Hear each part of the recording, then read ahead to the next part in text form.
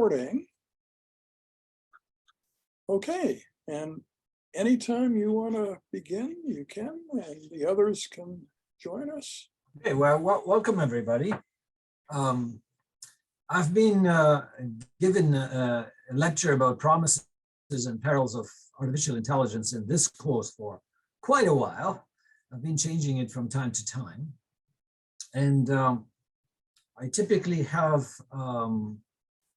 3 sessions. Part 1, where I talk about what is AI, the past and the present. And then the second part, which is typically on the Thursday, I'll talk about how I see the future, very subjective anyways. And then part 3, where I'll talk about what is machine learning. Machine learning is part of AI that is the most successful right now, and it is used in most of the tools that you hear about in the media. So I'll tell you about how the machine learns in part 3. However,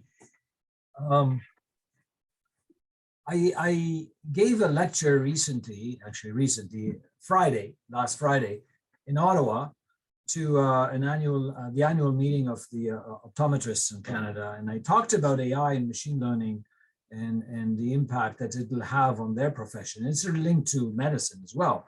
So I said, might as well give that lecture to you as the first part of this this lecture. At least it's slightly different, different from the previous years. But let me start. So is that a question? No, I said sounds good. Awesome. So, but let me start, before I go to that lecture, let me start by showing you something, just a food for thought. Do you recognize these pictures? What are they? These are elevator attendants. So in the olden days, when you go to the elevator, you don't operate it. There is a guy or person, and a woman or a man, here I have a picture for a woman in a hotel, they operate the elevator. And actually, you needed a license. You needed a license that had to be renewed every year to operate an elevator. I mean, can you imagine today? You need a license to operate an elevator. I mean, you go to the elevator, you press and it's done. Actually, some elevators, you don't even press from the outside. From the inside, you say, I want to go, I'm allowed to go. You scan your card and it knows which level you are allowed to go. Or you, for example, in the hotel, you scan your room card and it'll take you to the level you want to. So think about it, let it sink for a few seconds. Okay, so this is the talk that I gave on Friday in Ottawa, and it goes like this. Do you recognize this guy? Street sweeper. Well, I don't know him either, so don't worry. I don't know him, but I know what he was and what kind of profession he had. And there were many of this kind of person who dressed in white, all white uniform with a white helmet. So this is to basically show that they embody basically the look of a medical and hygienic kind of authoritative figure. And there were hundreds of them, if not thousands of them, in a city like New York or Philadelphia or Chicago. And they were called the White Wings. And yeah, indeed, Dr. Sol is right. There's a broom here in the picture. This guy was part of an army, as I said, of thousands of them, all dressed in white, and their role was to clean the streets from horse manure. Because at that time, in the turn of the century, the beginning of the 20th century, a city like New York had more than 175,000 horses. Everything was working with horses. The tram was pulled by horses. The trucks were horses. The cars, taxis, everything was with horses. And when you have hundreds of thousands of horses, you don't have a problem with snow. You have a problem with horse manure. And it's not shoveling snow, it's shoveling something darker. And these guys had a very serious, actually they were part of the middle class, believe it or not.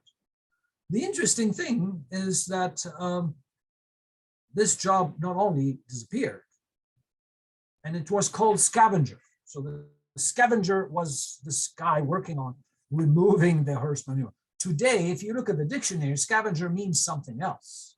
Even the definition of the word is gone. And nobody thinks about that profession. Yet there were thousands of them in big cities. So the profession is gone, and it's displaced by what? It is displaced by, believe it or not, at that time they called it clean technology, the car. Car was introduced as clean technology because there was no horse manure behind it, but nobody was thinking about the gases and stuff like that. That's why they called it as clean. Now we know it's not clean and we want to replace it. It's ironic. But it wasn't the only profession that was completely displaced by this clean technology. Many other professions, the groom, the saddler. I mean, when you have hundreds of thousands of horses, you needed all these people to take care of them, okay? They're all gone. Today, the same thing is happening with many other professions. The bus driver, the journalist, I mean, called ChatGPT will write you an article, the professor, the cashier, actually many other jobs, the lawyer, the mechanic, the researcher, even the hairdresser. Now we have some robots that can cut your hair, the barman, whatever, including the optometrists. Of course, I did this slide for them, so I put them at the end. So now all these professions are threatened between parentheses to disappear or radically change. I prefer saying that they will change, not really disappear. By whom? It's not the car anymore. It's this new technology called AI, artificial intelligence. And of course, now this threat is amplified by the media and movies and so forth, and say, okay, we're doomed. But of course, these guys who write these articles, they want to create paranoia. They want these sensational kind of articles to attract attention. And even prominent opinionated people actually voice their concern, but often you realize they're not as serious as they were initially. I'll take the example of Elon Musk. Elon Musk said that this AI technology is very dangerous. And he initially was one of the founders of OpenAI that created ChatGPT. And the purpose of OpenAI was to make these technologies available and open to the rest of the world. So that not only big companies have access to that, but anybody eventually could have access to that. And today we know that OpenAI is not open anymore. It's almost like closed AI. They should change their name. It's not a non-for-profit company anymore. It's actually for-profit. And big companies like Microsoft are in discussion to acquire OpenAI. So anyways, they say something and they do something else just to attract attention. The current reality is different. What I wanted to convey as a message to these professionals of the conference, and I want to convey it to you as well, the most important thing is that we learn and adapt, or we will become redundant. So if you don't want to be redundant, you just have to learn this new technology and adapt to it. And think about how I can change my profession to use this AI as a tool. A tool not to replace me, but a tool to help me do what I'm doing better. So what is this AI? What is artificial intelligence? Everybody's talking about it. I can tell you it's not new. It has been around for a long, long, long time, but in the last few years, it is under the limelight and everybody's talking about it. Unfortunately, we're not looking for real definitions. We think we know what artificial intelligence is based on movies, for example, that we watch. Okay. However, these movies and the media, they portray an unrealistic picture of what AI is, and often it's a pessimistic view. It's this AI, the machine, against us, the humans. AI is not that. AI is more, this is how I see it, AI is an extension of us. It's a tool that we built to allow us to do things that we were not able to do before, or allow us to do things that we do, but now we can do them better. Okay. So here's one of the definitions that a pioneer in AI has proposed. Marvin Minsky, he died recently. He was one of the pioneers in the 50s in AI. He was actually the first, he's the one who created the AI lab at MIT. And he says artificial intelligence is a science of making machines do things that would require intelligence if they were done by humans. Okay. So it's kind of mimicking what we are doing. The official definition, if you find in dictionaries or Wikipedia or whatever, artificial intelligence is a discipline striving to get machines behave intelligently by performing tasks that would normally require human level intelligence. Okay. For me, AI is simply an enhancement of our creativity. It's a tool that we create to do our stuff better. Well, fortunately or unfortunately, what we conceive of what AI is a moving target. It changes with time. What we considered as AI yesterday is not AI today. It's not a big deal today. And again and again, it changes with time. Like what you use in your phone. Where's my phone? I have my phone somewhere. But anyways, the phone is filled with AI tools that now you take for granted. For example, when you write an SMS, it suggests words for you. Then you don't have to type them. You select one of them. That's based on AI. It predicts the words that you're going to write. And we take them for granted. Yesterday, actually not a long time ago, people thought that, or considered even word processors as artificial intelligence. Why? Because it's always compared to what we used to do before. The typewriter, when you were using the typewriter and you try to justify the lines, line after line, you have to think about how many spaces you put between words. And that was tough, was really a challenge to do that typing on a machine. Now it's automatic. For who considers that a word processor is AI today, but for a long time they thought that's amazing because humans had trouble to do it. And now you can do it automatically. Anyways, I'll give you another picture of what AI is here in computer science. So the field of computing science, there are many subfields.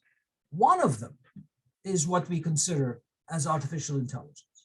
But it's as important as other subfields in computing science, like database management systems, like algorithm analysis, like human-computer interaction, software engineering, graphics, networking, high-performance computing. All these are subfields in computing science. One of them, taught in all universities in the world, is called AI. Now, it's in a big ball here, but doesn't mean it's the most important among all these fields. I'm just making it big because I'm zooming in, okay, to show you what's inside.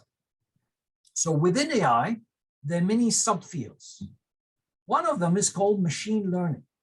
Okay, how machines can learn. How do you make machines learn?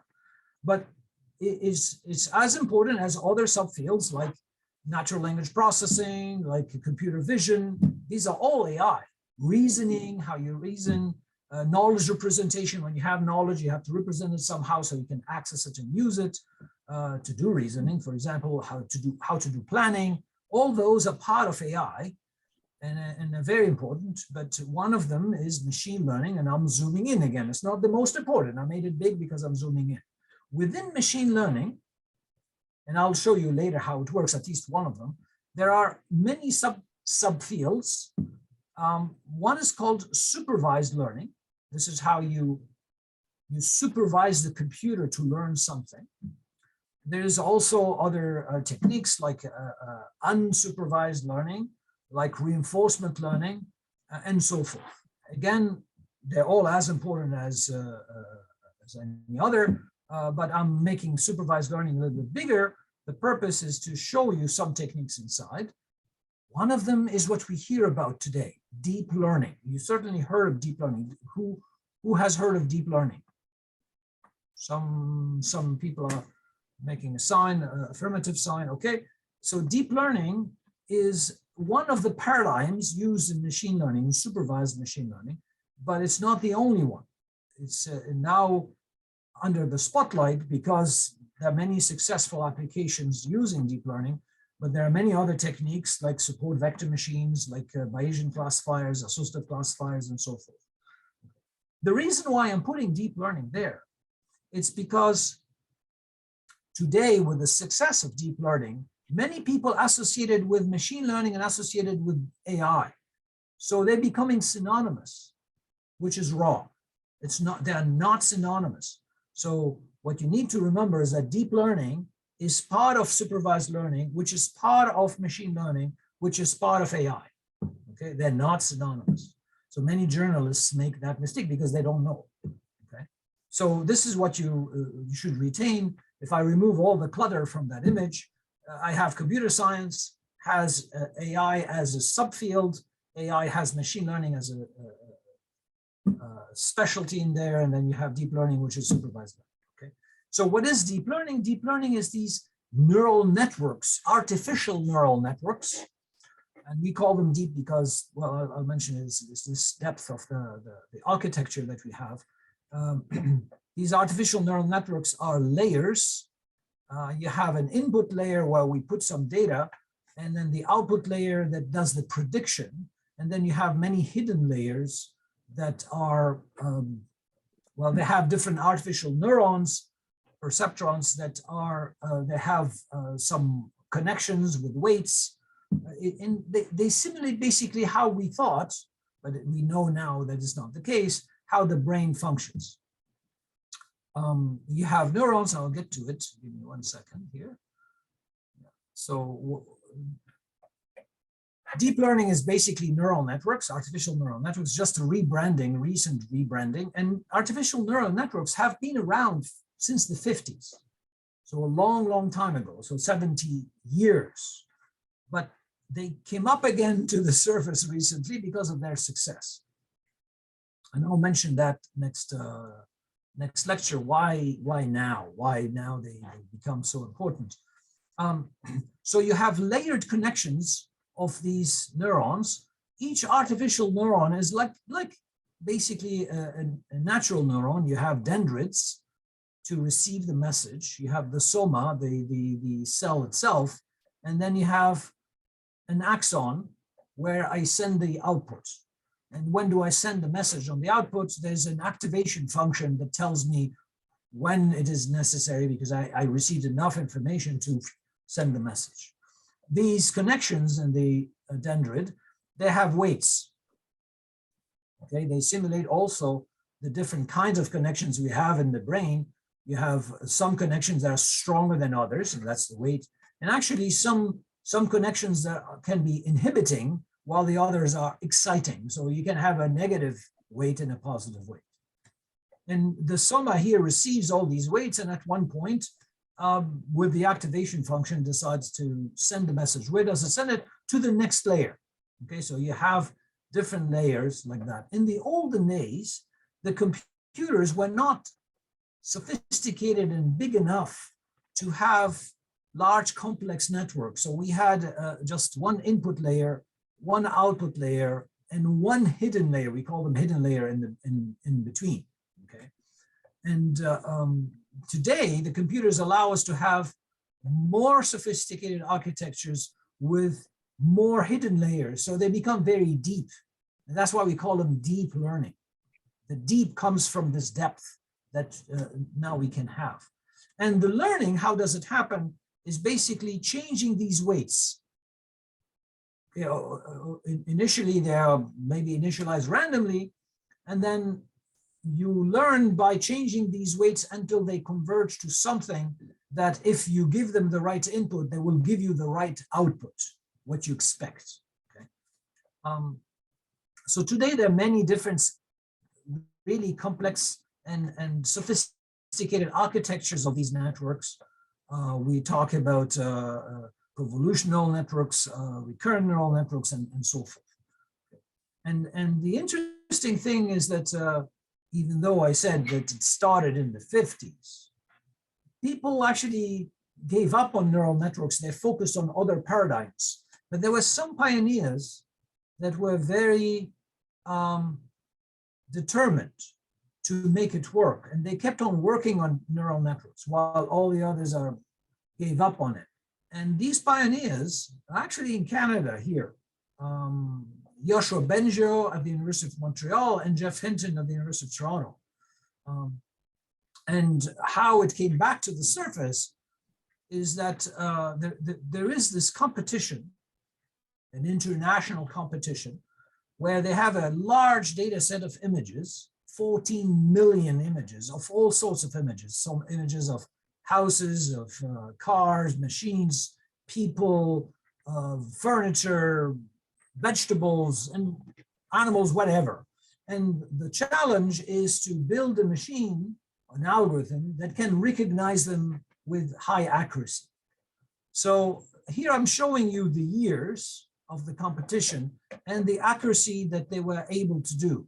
And showing you that humans have an accuracy between 85 and 90% to recognize these objects in these images, because some are difficult because it's from the back, or there's occlusion of objects or whatever. So it's not 100%. Even the experts who are working on these images day in, day out, they have an accuracy of 95%. Okay. And the machines at these competitions were reaching like just below 75%. This is in 2011. Okay. And they were hoping in 2012 they'd go up a little bit. But what happened in 2012 is this team from the University of Toronto, led by Jeff Hinton and his students, using what we call GPUs. These are graphical processing. It's a graphical card, basically, a machine that people use for games and stuff like that. They use them to calculate these weights in the neural network. And suddenly their performance in 2012 jumped to 83%. So very close to the accuracy for humans. People were shocked. Oh my gosh, how did you do that? He said, well, I'm using neural network. We call them now deep learning. And then suddenly people focus on this deep learning, and actually their team built a company that was acquired by Google, and the rest is history. Okay, so year after year, they start improving, and now they do better than the expert humans. Better than, not just better than the humans, better than the expert humans at recognizing these objects in these images. And didn't stop there. Of course, Google got them. They used them on their images, the huge collection of images that they get from the internet, and they were able to recognize cats and stuff like that. So they can label animals and objects and whatever on their database, so that people, when they search with the query, the search engine can return these images. So that was a big deal. Because they can't ask humans to do it. And by the way, this is better than humans anyways. And then they said, okay, what about beyond images? Can we use this technology for something else? There's another competition that has been around for a long time. This was a competition that was started by DARPA. It's called the Switchboard. These are transcripts of conversations, phone conversations, and the military wanted to be able to transcribe this automatically. They can't ask humans to transcribe all the different conversations. It takes forever. So how can we write a program that can recognize the words that are said and write them down? And this competition has been around for a while, since the 90s. And you can see that, well, this is the error rate, so it's the reverse here, the lower the better. The humans are, I believe, in the 5% level, And all the other companies, these are mainly companies competing for this challenge, and they were flat year after year. And this is when we introduced deep learning, so around 2013, something like that. And you can see that it started going down. Now it's doing better than humans at recognizing what is being said in a voice kind of file, voice recording. And it didn't stop there. Of course, they tried to on object recognition from all sorts of images. And again, we do better than humans. This is the case of machine translation. We're not as good as machines, but we're getting very decent translations nowadays. I mean, every year is better and getting better and so forth. We try them also on visual question answering. So I give you an image and the system is supposed to answer questions about the content of the image, or give you text and ask you questions about that text, like text comprehension in high school or something like that. And we're getting very close to the performance of humans, and sometimes better than humans. So everybody now is focusing on this deep learning. Deep learning has one advantage, very important advantage over other techniques. It has many disadvantages actually, but one big advantage is the fact that the more data you give it, this is the performance.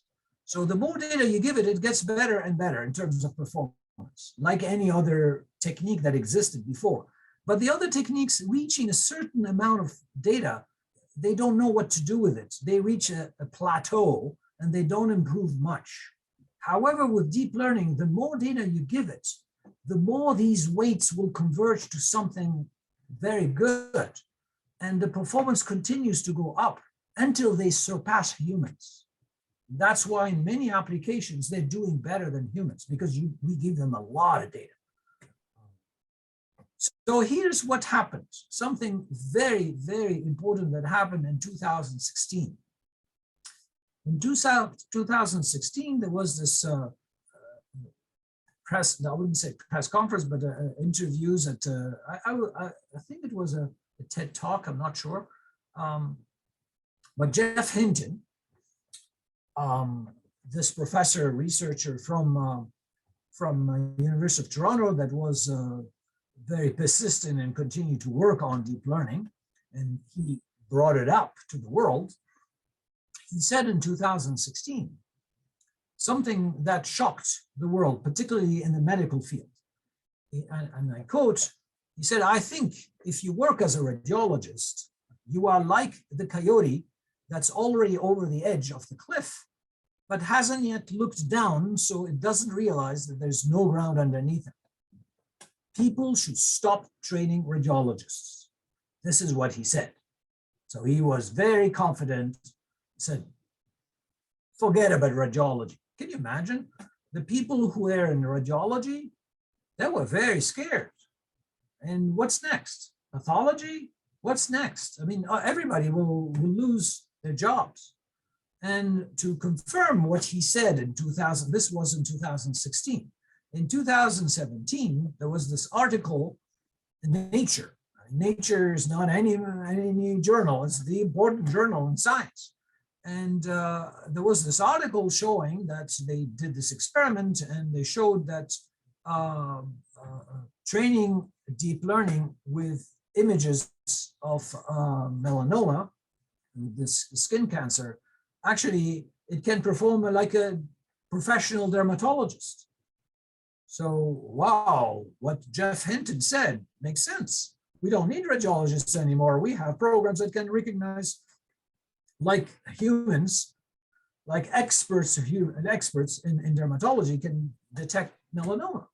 Okay, so you have these titles in the different magazines. This is the media. It was serious threat, so much so that the Royal College of Physicians and Surgeons here in Canada, who the Royal College, among other things, looks at the causes that the different universities are offering to medical students. So they were wondering, should we recommend deans of different universities to stop teaching radiology? We don't need radiology anymore. Is it true? What about other technologies? So they created this task force to look at artificial intelligence and other emerging digital technologies.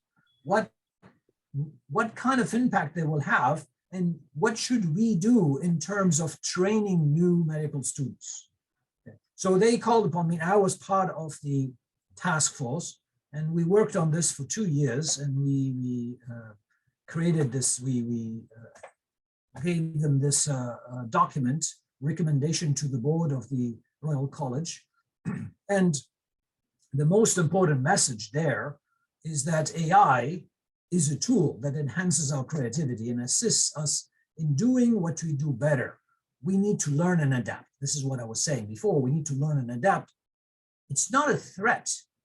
It's not a tool that will replace us, radiologists, or any other profession, but it's a tool that we should not ignore, and we should embrace it and use it to do what we do better. So they started a new task force. I don't know if they finished their work. I believe by now they have, they issued a report as well, like we did. But in 2020, they created a new task force to think about how to embed AI and digital technologies in the training of physicians, and also for professional development of existing doctors and so forth. So they realized AI is important. It's here to stay, and we have to do with it. But how? So here are some things that I want to mention that are extremely important. Another study that was published in 2020, so at the same time as we delivered our report, the task force report on AI in medicine, it actually confirms what we were saying in the article, and I like that. So we were right in our prediction. This article, published by researchers at, I believe, NYU, New York University, New York State University, they have 1 million mammographic images, a large collection of images. There were about 140,000 patients, and in total 200,000 screenings of exams of mammography exams. And they used deep learning to train a machine to recognize breast cancer. And at NYU, they had this luxury to recruit 14 different radiologists, professional radiologists, and they put them in competition with this machine. And here are the results. Actually, in the beginning, you see it's shocking. Individual radiologists, they make mistakes too. So they had area under the curve, so the ROC curve. Well, the best, let's say it's 100%, so one, they had 77%, 77.8%. Let's call it accuracy, okay? How good they are. Well, the model that was built to learn automatically from these images reached 87. Okay, so way higher than individual radiologists. However, if you put the 14 radiologists together, shoulder to shoulder, all around the table, and they see the cases and they discuss the cases, well, they can do better, 89%. Okay? But we don't have that luxury. 14 experts, it's too expensive to look at every single image. It doesn't make sense. So it's something they can do in their experiment, but in reality, it's impossible, okay? But here's the interesting thing about this study. When they pair the radiologists, each one of them individually, they pair them with the model.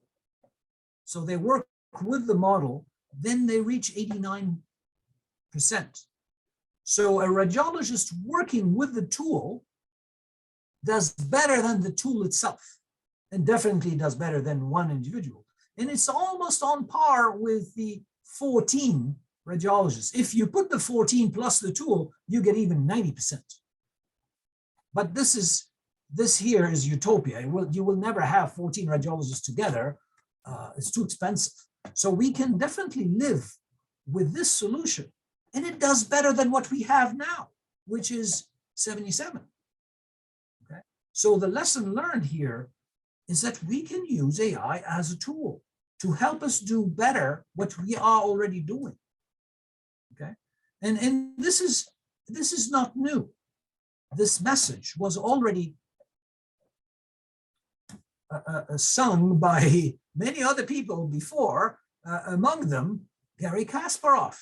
Garry Kasparov is a famous chess player. Now he's doing politics in Russia, but he's a chess player, unbeatable chess player, who played against Deep Blue in 1997. He was crushed. That was a big deal, and the media was covering it. And I don't know if you guys remember, but in 97 was a big turning point, because here you have a machine that beats the best human in chess. Okay, never before that happened. So after his depression, he was really depressed by this defeat. When it died out and people were not talking about this anymore, he started playing against the machine. And he started playing against the machine with a copy of the machine. So together with the machine, he realized, actually, I can beat the machine that was beating me before. So he was going around the world making this speech saying that, don't fear this intelligent machine, work with it. If you work with the machine, you'll do better. And do better than the machine, and you'll do better than what you were doing before. Okay, and that's exactly the message we want to convey to these doctors who are now worried that their jobs will be eliminated and replaced by machines. It's not the case. Okay. Any questions so far? I don't know. I've been talking, but I should turn to you and see if you have questions or fear about what I said. It's the opposite. I want to eliminate this fear. No questions? I can move on. I can continue. Oh, there's a hand there. Yeah, sure. If you can unmute yourself, go ahead. Yeah, can you hear me? Of course, I can hear you. Yes, you had mentioned that along with advantages of deep learning, there were some disadvantages. I was just wondering if you could elaborate on what those disadvantages are. I can talk about them later. One big disadvantage, because that's my intention. I will address them later. But one big disadvantage is that they require a lot of data, massive data. Like the example that I showed you, that we gave them 1 million images. A radiologist doesn't look at 1 million images in their whole career. So we humans can learn with way less data. For example, you show a picture to a child and say, this is a cat. Then now the child knows what a cat is. But for deep learning, you have to show it thousands and thousands of images of a cat to recognize a cat. Okay, so that's one disadvantage. The other disadvantage, very important disadvantage, is the fact that deep learning, these fancy architectures, are black boxes. It means that I give them an input, they give me an output which is very accurate and better than humans, but I can't ask it, why did you predict that there is breast cancer, for example? It cannot tell me. The humans, I can say, why do you think that there's a breast cancer? And they'll say, oh, there's this region, there's this thing, they can explain. But there's no explanation with this deep learning. And there are many people who are trying to work on explainability of these black boxes. And now we have a new subfield in AI called explainable AI, XAI. It's because these things are very accurate and amazingly accurate, better than humans, but they can't explain. So if they can't explain, and I'm the doctor, I'm going to use this tool, and this tool tells me, oh, you should give this treatment. And suppose it's the wrong treatment. I can't say, sorry, the computer told me. No, I'm responsible. So to be able to follow what the tool is telling me, I need to be able to ask it to explain. And if it explains to me in terms that I understand, I may trust it. Or I may say, no, actually, I'm not following that recommendation. I'll do something else. But I have the final say. I'm the doctor. I am responsible for the patient. Does it make sense? Yeah, that makes sense. Thank you. So I mentioned two here of the most important problems with deep learning. Okay. So let me tell you quickly about what is machine learning. This is the technology that machine learning in basically supervised learning. So a subset of machine learning, supervised learning that is used to recognize, for example, the skin cancer, to recognize breast cancer, and all these things that are very successful today. So supervised machine learning, and we call it supervised because we are supervising the machine. We are giving the machine some examples that are labeled. For example, here I have instances of something, and I label them. I have colors. Okay, the color represents the label. I have an expert, a human, that labeled them for me. So this is blue, this is black, this is red, this is green. Okay, and then later I will have data that hasn't been labeled. Nobody has labeled them before. And what I do, my machine learning will go through the data that is labeled, and we call it training data, to train. What is this training? Training is basically finding these patterns that discriminate between what is blue, what is red, what is black, what is green, and so forth. And it builds a classification model, so a predictive model. And that predictive model could be a set of rules that say, if I have this present and this present and this present, then it should be blue. If I have this present and this present, then it should be red, and so forth. Or it can be basically decision tree. Okay, decision tree, like many doctors use decision trees, say, if I have this symptom and that symptom, that should be this way. If I have this symptom, and it should be this way, and so forth. And then that can be the way to discriminate the different colors or the different classes. It can be mathematical formula that I learned from the patterns. It can be a hyperplane dividing the different subspaces of my individuals to say, this is this class, this is this class. Or it can be neural network. Okay, neural network is learning these weights here so that when I put an instance as an input, output, it will tell me the color. Okay, it doesn't matter what it is. It's a cloud. I'm representing it as a cloud, and let's put a face on it, make it a little bit more friendly. Now what I'll do, I'll use this predictive model on my data that hasn't been labeled. And it is the predictive model that will label them for me. Okay. And if I knew the labels here, I can compare with what the model has given me, and I can measure the accuracy. Okay. And if the accuracy is good enough, then I'll deploy it. And I'll show you some examples, very simple examples. When you are reading your email, some email you just dump it, delete. Some email you will answer to it. Some emails you will save it somewhere, and so forth. Some email you will ignore, or you will read it later, or whatever. This is your behavior with your email. The predictive model will go through this and learn the patterns from the content and from your behavior, and build some prediction. Prediction of what? Well, if I have new email coming in, I will use this predictive model to label the emails automatically. This is spam, dump it. I don't have to bother you with it. This is important, I bring it up, and so forth. So that's the way of labeling emails. Okay, and what you consider spam, somebody else may consider very important, may answer it.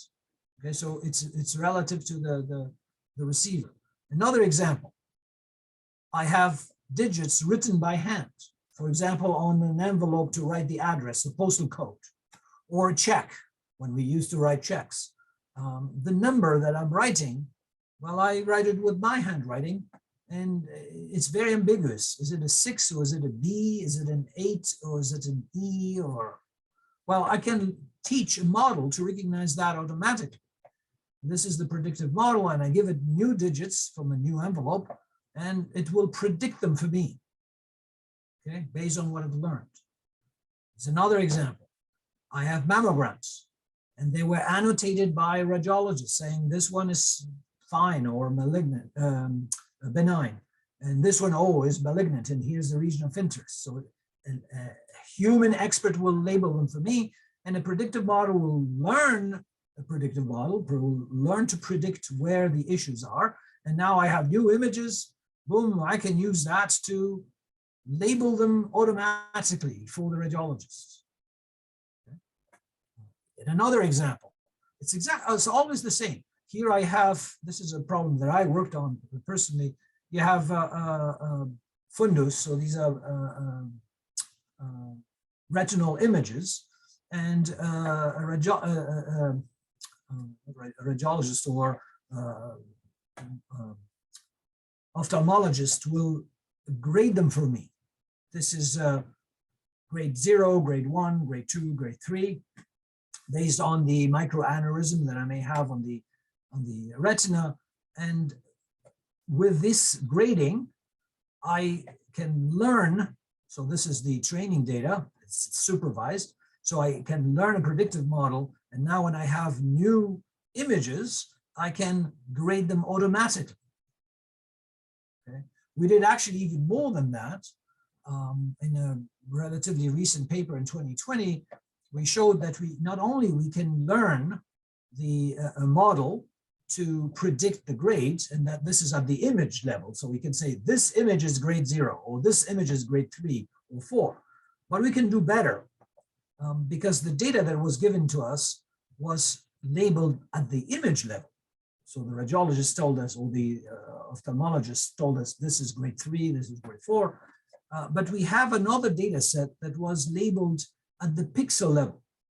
So the data that is labeled at the pixel level, we can use it for training to identify the pixels, and then the two models can talk to each other. We call it transfer learning. We transfer the learning that was done by this model to the other model. And now not only it grades 0, 1, 2, 3, but it also can tell me where and which pixels actually contributed to the decision that is 0, 1, 2, 3, and I can create a heat map. So when I provide this results to the ophthalmologist, I don't just say, yes, it's grade 3 or grade 4. I can actually say, here's a microaneurysm. It's here. This is the hemorrhage happening here, and so forth. This is a kind of an explanation that I give to the decision maker to justify why I predicted this grade or that grade. So it looks fantastic. It's working. And actually, in this particular experiment, we compared our results with 2 ophthalmologists, human ophthalmologists, and we were on par with one of them. So there was no statistical difference. And the other one, there was a statistical difference. We were better.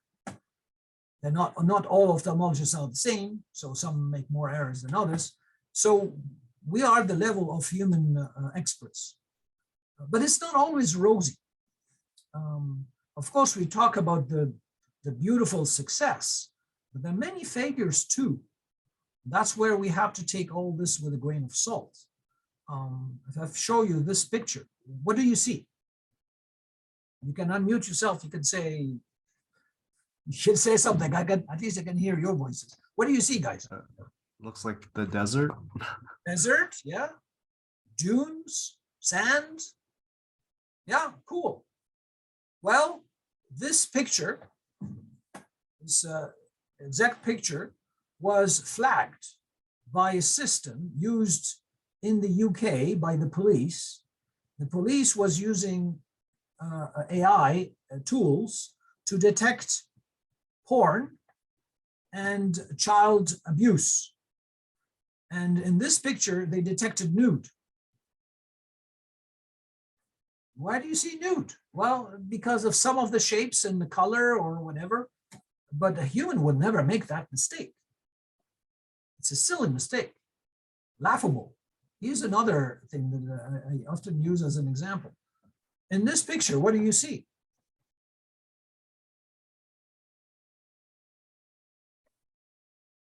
Just a, yeah, a nice car. Nice car. So a nice car.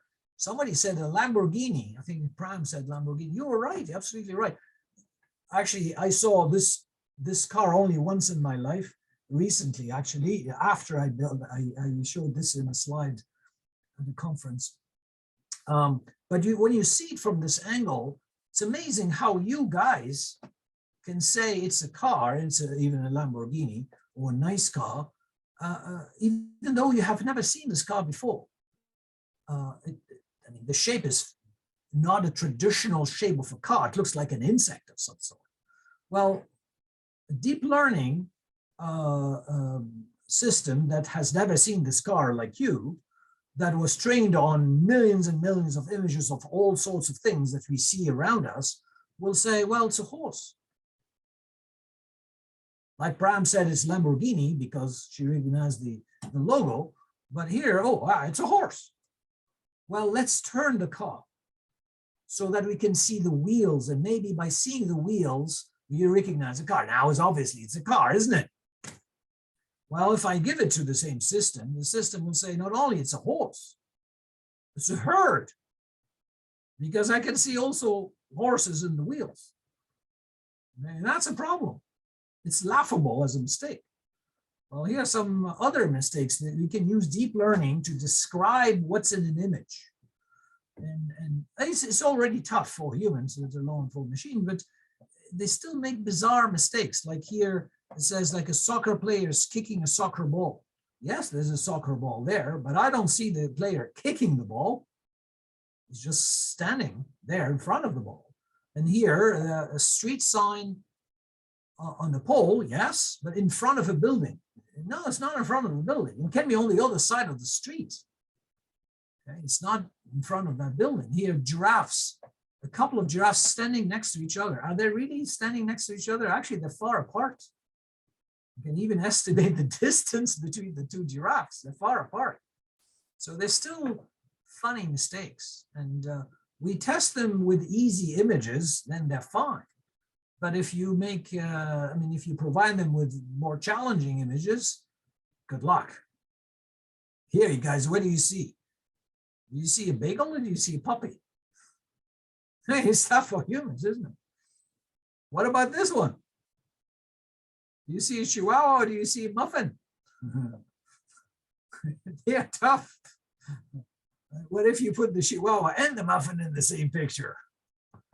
There are many, now people are playing with different challenging images to try to see where the limits, where we can have problems here. Watch out what you bite here. It's not necessarily chicken. What about this? So this created actually another subfield where people are trying to attack, really attack these systems that recognize objects and images. And this is extremely important because imagine a self-driving car. A self-driving car has to recognize the signs on the street. No left turn, speed limit at this, and stop sign, and so forth. Well, if you train it with clean signs, yeah, it'll do very well. But what happens if the sign is rusted? What happens if you have snow splashing on the sign? What happens if you are in the middle of the desert and some imbecile was shooting that sign, now it has all these holes? Well, we humans will recognize it. So people have played to see what are the limits, and actually it's not that trivial. I'll give you some examples. These were published. This is a picture of a panda, just to tell you what a panda is. Everybody knows what a panda is, but this is a gibbon, kind of a monkey. And if I take an image of a partial panda, I don't see the whole panda, okay? It's just cropped, and I see part of the panda, and I give it to a deep learning system and say that was trained on images of animals, and say, what is it? It'll tell me, oh, it's a panda. I'm confident 57% that it's a panda, okay? That's not bad. And then I add noise, gray noise to the image. The human will not see, this is the result. You don't see much difference, and you will still say it's a panda. But because of this noise, now the system will say, oh, I'm 99% sure and confident this is a gibbon. It's not. It's the same image. And so the noise has influenced the decision of the deep learning system. And now it's completely wrong, but it's very confident. Here's another experiment that was done. This was published in 2019. You have a picture of a banana, and you give it to the deep learning system, and it says, yeah, it's a banana. Okay, the high confidence it's a banana. I know it's a banana. It could be a slug, but very small confidence. It could be something else like an orange or a snail. I'm very confident it's a banana. Now I take the same picture and I add to it this funny kind of thing. I don't know what it is, actually. It looks like a cell with the mitochondria and the Golgi apparatus or whatever. I don't know what it is. And I just superpose it here on the image. And I give it again to the same system. And the system will say, oh, it's a toaster. I'm very confident it's a toaster. It could be a banana, but I'm not confident it's a banana. I'm more confident it's a toaster. And maybe a piggy bank or some spaghetti, or I don't know why spaghetti. But the decision changed completely by adding some noise in the picture. That's very bad. Okay, so now imagine the same thing when you're dealing with medical images. Just because there is the label that says left or right and or whatever, it can completely change the decision of the predictive model, and that's very bad. So here's another amazing, this is new stuff, amazing thing that is flabbergasting most people because it was made public in November. But I can tell you that many systems equivalent to that, and maybe even better than this, but they're not public. This system was made public by OpenAI. OpenAI is this company that I mentioned in the beginning.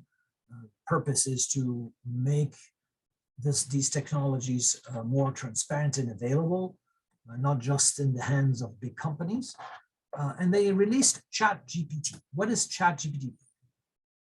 I'm guessing everybody heard of ChatGPT. Yes. So ChatGPT is not a new technology. It has been around for quite a while. These are called language models. What is a language model? It's basically a very large neural network, and you feed it with text, billions of documents, and it learns to predict what is the next word. So given some words, what is the next word? So in the beginning, you can prompt it with the beginning of a sentence, and it can continue that sentence. Okay. After a sequence of words, what is the probability to have this word, with the probability to have this word, probability to have that word, and I can take one of the highest ones and I put it there. Okay. And it learns these probabilities based on this huge corpus that it goes over. I mean, billions, not millions, but billions of documents. And if you don't start it with a sentence, well, the question that you can ask it is the prompt. So based on the sequence of the words in the question, it'll predict the next word, and then the next word, then the next word, and then it predicts the end of the sentence, and I'm done. I have that. Now, the ChatGPT is based on almost the fourth version of GPT. It's GPT 3.5. Doesn't matter, these are details. But what makes the difference between, for example, GPT-2 and GPT-3 and 3.5 is the size of the network. They have billions of these nodes, literally billions. Okay, and you have billions of these connections and weights, and actually it costs a lot of money. It's estimated around $40 million to train the system, and it takes months. Currently, they are training new models that are even bigger and more sophisticated than ChatGPT. So now you can ask it a question and it can answer. Answer based on what? On these probabilities, these associations between words. And because the corpus is so big, and because the number of these nodes in my network is so big, it can give you impressive results. Here I'm asking it, explain the difference between an ophthalmologist and optometrist in the style of Shakespeare. So not only I want a definition to compare, but I can actually get like in the style of a sonnet from Shakespeare. It's very impressive. A human will take hours to get something like that if they can. But with ChatGPT, I can do it in 2 seconds. And on the bottom, you can say, try again. It gives you another result. So it's very impressive indeed. And now it's creating a big issue in the scientific community, but also in education, about people using this for plagiarism and so forth. But you have to be very careful. This is not accessing a database. This is just generating randomly, not really randomly, it's based on these probabilities and associations between words. It generates something that often it can be completely wrong, but it says it with confidence. The style it says it is with high confidence, but it can, in the NLP jargon, we talk about hallucination. So these language models can hallucinate and can tell you something completely wrong that is not true, but syntactically correct and grammatically correct, and because it's based on these probabilities. And you can fake it. I mean, you can not fake it, you can make it say something silly. It took me a while, but again, this is an example that I was creating for the guys, the optometrists. So I used this example. I said, hey, ChatGPT, Mike's optometrist has only 4 patients, Martha, Martin, and Matthew. What is the name of the 4th patient? And ChatGPT says the name of the 4th patient is not specified in the given information. I said, no, it's in the question. And said, I apologize, the 4th patient is not specified in the question. The patient's name in the question are Martha, Martin, and Matthew, that's it. But any human would notice this, say, hey, what about Mike? So it's not good at doing any reasoning.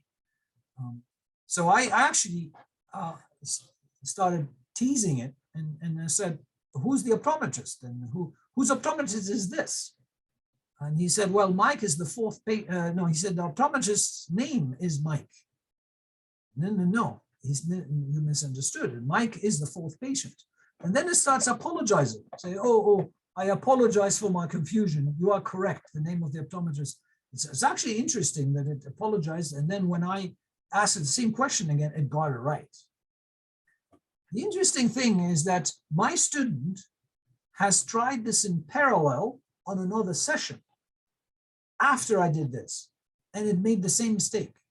So you think that it learned, it corrected itself, it doesn't. It was just for that session. And then the next session, it starts over from the beginning. I have even a student who convinced it that 10 plus 10 is equal 25.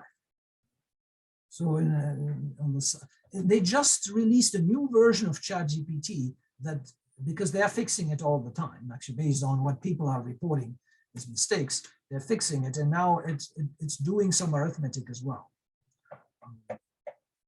But we are advancing at an incredible pace. I can tell you that when we started this course a few years ago, Dr. Solis can confirm this, we wouldn't dream to see something like that so quickly. But now we have people trying ChatGPT to pass exams. And they passed the exam in law.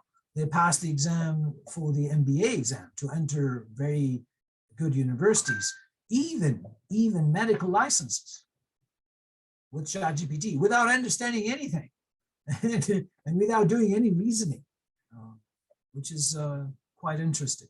Any questions so far?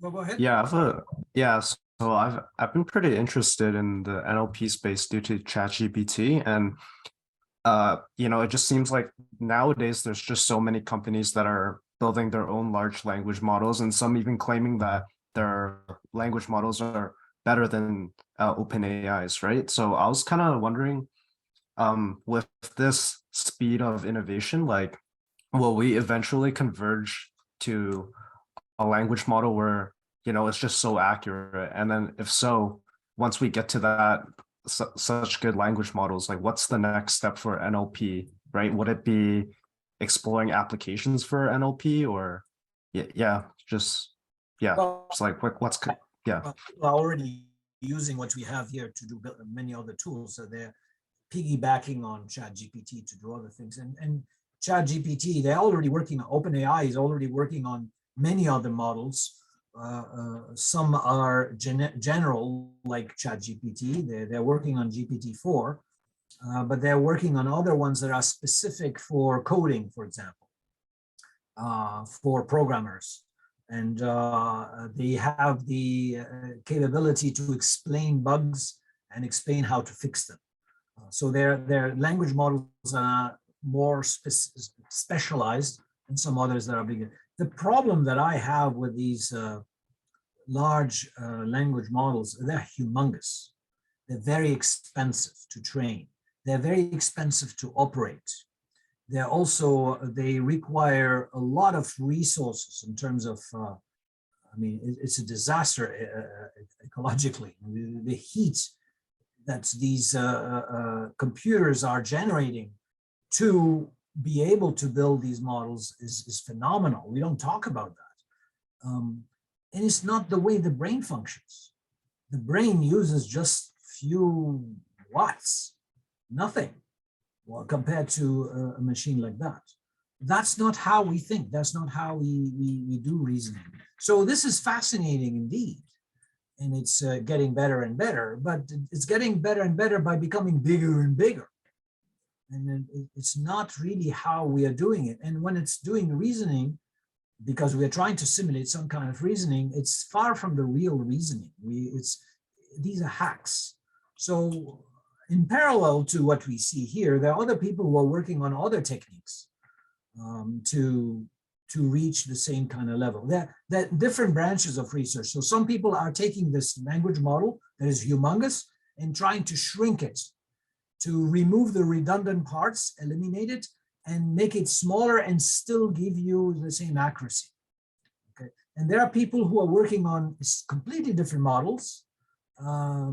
So, for example, neurosymbolic, it's combining the neurons from deep learning, but also adding symbolic AI, which is doing the reasoning. So, how to combine the two? There are many branches. What will happen? What will be successful today is very difficult to predict. I mean, anyone's guess could be the best guess. I don't know.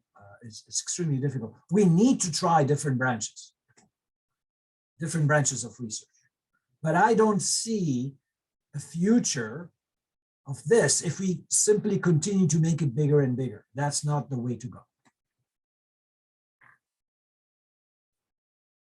Okay, so now I'm going to tell you something completely different for the few minutes that we have. And this is what fascinated the audience that I had. So you all know about the cochlear implants, I guess. This has been around for more than a century. There are different versions. One that basically have a microphone that hears the sounds in the environment, and it goes to a processor, signal processor, and then it creates a signal that is sent either to the bone, and you can hear it through the bone, or through in the cochlea, and you bypass basically your ear to hear inside, and then the signal is sent to the brain, and the brain will interpret this sound. And after a week, actually, people get used to it, and then they can hear, which is amazing. It has been around for quite a while. But the interesting thing is that the same idea, bypassing the ear,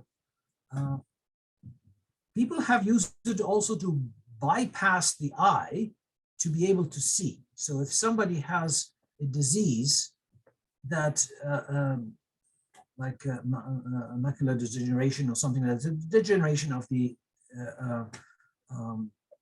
retina, for example, and the optical nerve is still fine. What you can do is install a chip on the retina, and that chip has a receiver to get a message, and that message is sent basically to excite some of the neurons on the retina, and then these signals are sent to the optical nerve, sent to the brain, and then the brain can see an image. And this receiver receives a message from an emitter that is put on the glasses, okay? And the glasses have a camera. The camera sees the environment, like the microphone is hearing the sound of the environment. The camera sees the environment. The picture is sent to an image processor, typically on the belt or put in the back. And the image processor will simplify the image taken by the camera to something simple that is sent now to the emitter. The emitter is sending the message, the receiver gets it, and then excites this chip.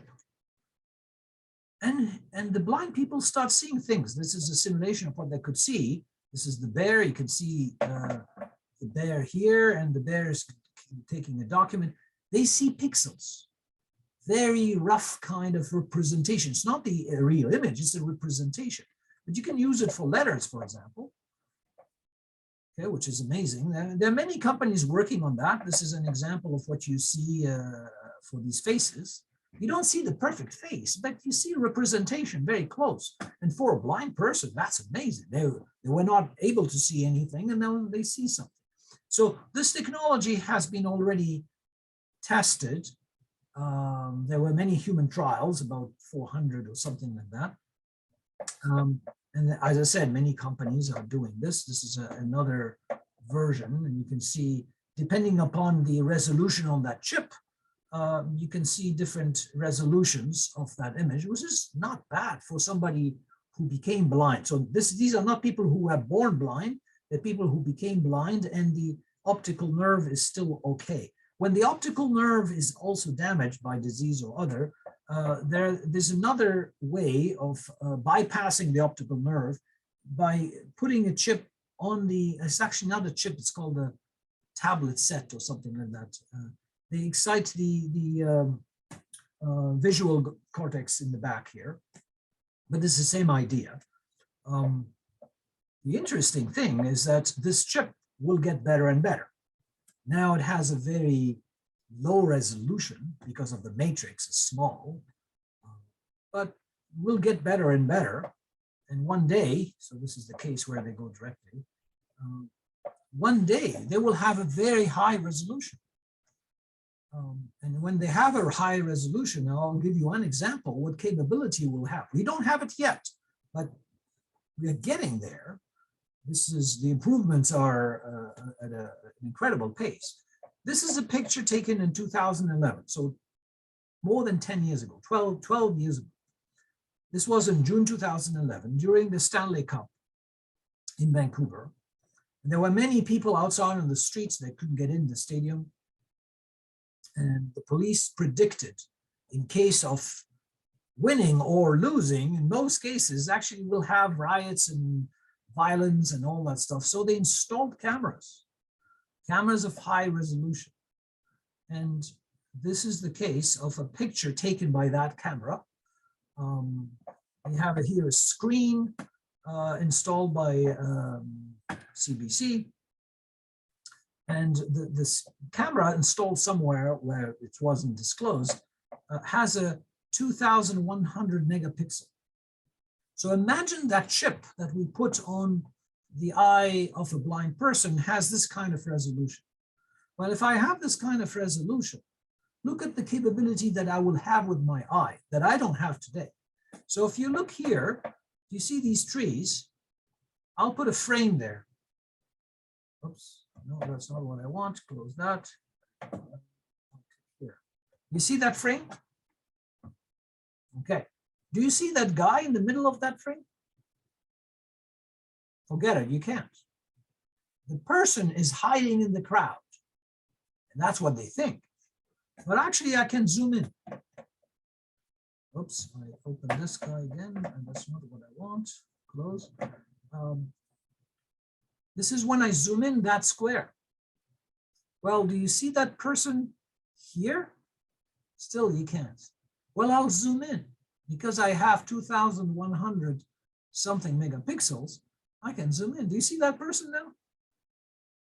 Well, I can zoom in even further. Now I can recognize it. So with that kind of resolution, I'm not talking about the current resolution. The current resolution, this is what you would get. Typical resolution, it's nothing.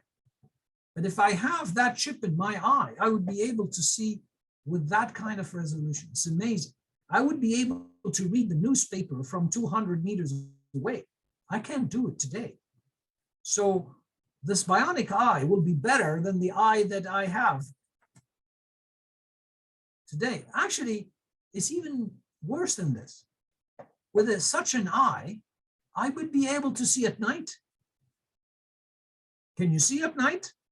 Good luck. You have to eat a lot of carrots. I can actually see also with the heat map. I can't do that today. That will make a huge impact in the future once we have these chips, and we will get there. Actually, I'll do it even more than that. You know, I said that AI has many subfields. One of them is called computer vision. So with computer vision, I can take an image and I can segment it and recognize different objects in the image. Okay? I can actually identify the objects, and in a video, I can track them. Okay, let you see that. And it's now commonplace, not a big deal. If I can do that, then that processor that is processing the image from that camera on my glasses can do this image processing with computer vision and can identify, this is a recent paper that came out in December 2022, so last month. This is a paper from last month. They talk about how with bionic eyes that have this processor, if I add in the processor computer vision that is commonplace today, I can do amazing applications. For example, I am seeing this living room here, okay? And in that living room, I put my keys somewhere. So I can ask now my bionic eye, where are my keys? And with object recognition, I will recognize the image of the where are the keys, and I can make them bigger. I can not only zoom in, I can make that object bigger since it's an image processor and it generates a representation of what I supposedly see, and it sends it to my brain. I will be able to see things. This is stuff that I cannot do with my eye. Okay, so things will change very rapidly in the future. If we have that, people will say, I don't want my eye. I want a bionic eye. Give me a bionic eye. I have the money. I'll pay for it. Let's get closer. Changing the eye is too complicated. Let's talk about contact lenses. There are what we call smart contact lenses. The technology exists already. Google has had a version, Google X. It's a lab trying different things. In 2014 already. They had, and this is a picture of the from Google, I believe. This is a contact lens that has a sensor to detect sugar level in the tears. So a diabetic, rather than getting a blood sample each time to measure their glucose level, it's done automatically in the tears. I don't have to use a needle anymore and measure, and that's amazing. And the interesting thing is that the patent that talks about these smart lenses, contact lenses, is a Canadian patent that dates from 1999, and you can go and check it out. And it talks also about augmented reality.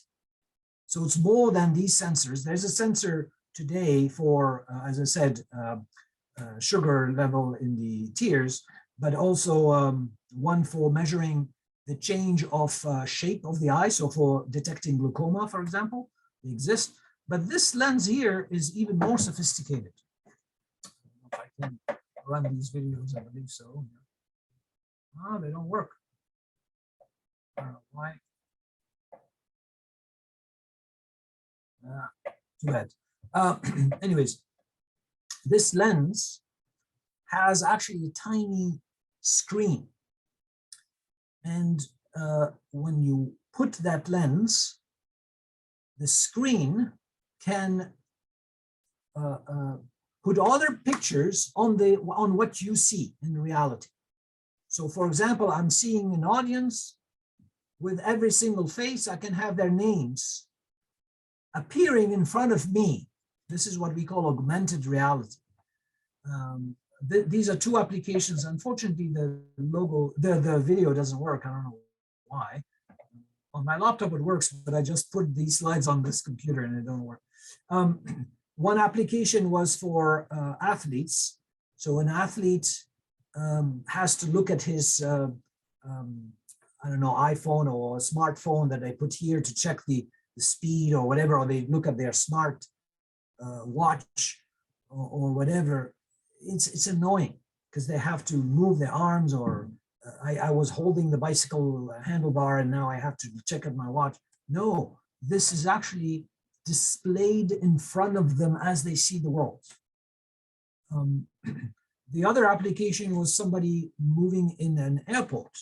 And as they look at the gate or they look at something, you have information about their flights and about the services or whatever displayed in front of them. And these companies are targeting gamers into playing games with virtual. Instead of having these goggles, they actually put their contact lenses, which is impressive. This will become cheaper and cheaper in the future, and you can imagine people wearing this. So this exists already. Okay, so the future is already here. It's just not very evenly distributed. Okay. I don't know if we still have time. We are already at the end. I just wanted to mention that, well, this is a conclusion for the optometrists, not for you, but it's okay. I wanted to say that, yeah, we still need these specialists, but because we can do things like detecting diabetic retinopathy, and there are tools that are approved by the FDA today. There are 3 approved in the US, but optometrists should still evaluate these predictions by the tools, because the final say is still theirs, okay? And use that to decide whether to refer this patient to an ophthalmologist or not. Macular degeneration, we still make a lot of mistakes with AI tools. So there's nothing approved by the FDA. Glaucoma, we're still far away. As I'll try to go fast here. So the role of the optometrist is still needed, it's still necessary to diagnose eye disease. But AI, of course, will become more and more ubiquitous. And we should embrace it to use it as a tool to assist us. Okay, what I wanted to say, this is a paper about the attitude of, this came recently, 2022, the attitude of optometrists towards AI. I'm going to skip that, it's not that relevant. So basically, to conclude, I talked about this Mr. Scavenger. The profession disappeared completely, but many other professions are also threatened by things like AI, not threatened to disappear, but threatened to change. I talked about AI, what it is in the big picture. I also mentioned what machine learning is, which is a subset of AI. I also mentioned the fact that even though they are amazing and they rival humans, they still make silly mistakes. I also talked about the bionic eye and the smart contact lens. So at the end, basically the message that I want to convey is that we need to learn this, not be afraid of it, but learn it, adapt to use it, otherwise we'll become redundant. Okay, that's the conclusion. Sorry for the length of this. I didn't expect it to finish this late. So Any any questions? questions? Comments?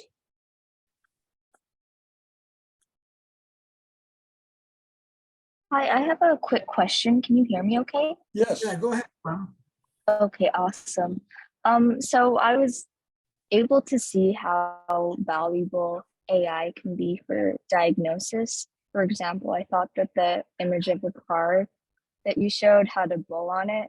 So I said that it was a Lamborghini, which was incorrect. But if I had AI with me, it would have likely been able to catch on to that. So I was wondering, beyond image recognition and diagnosis, how can AI be helpful for specialties that are more hands-on, like surgery? Oh, AI will help in many levels. So this is also a question that optometrists asked me. And for me, I see three ways of helping. I'll take the example of optometrists. AI and why they should learn about AI. AI can help because we can build tools, all sorts of tools, not just I gave the example of diabetic retinopathy. And they can use it to help them make a decision whether I should send this patient to an ophthalmologist or not, and so forth. But it can help also because AI creates other opportunities. So in the case of optometrists, you will have way more people wearing contact lenses, and they will wear them for a long time. All these gamers will have all these and these are contact lenses that are very special, designed for each individual. The shape of the contact lens has to match the cornea because the screen inside it, you can't rotate it. It has to be fixed. And if you wear it for a long time, it creates other problems that we don't foresee today. So these are new opportunities for the optometrists. But there's another place where AI can be very helpful, and we don't see it directly. AI is also used in data science. We talk about data science, blah, blah, blah, but machine learning is actually part of data science. And these businesses, an optometrist is a business selling contact lenses and eyewear glasses and stuff like that. Managing the stock, dealing with the suppliers, the customers, predicting what the needs of the customer and things like AI can also help there. And it's the same thing for a doctor. The doctor has an office and has patients coming in and out.